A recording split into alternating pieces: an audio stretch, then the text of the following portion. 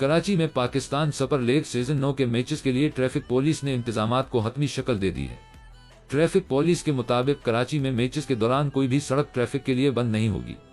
Match देखने आने वाले चाना ग्राउंड में गाड़ी पार्क करेंगे। पुलिस का कहना है कि मैचेस के दौरान हैवी ट्रैफिक का सहराब गोट से नेपा और लियाकत आबाद नंबर 10 से हसन स्क्वायर की तरफ दाखिला बंद होगा।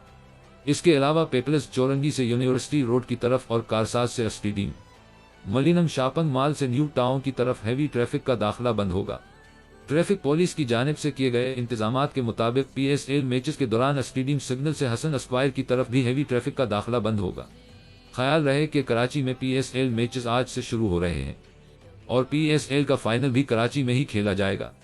आज नेशनल स्टेडियम में कराची कंगस और इस्लामाबाद यूनाइटेड की टीमें मदमुकाबल हुई।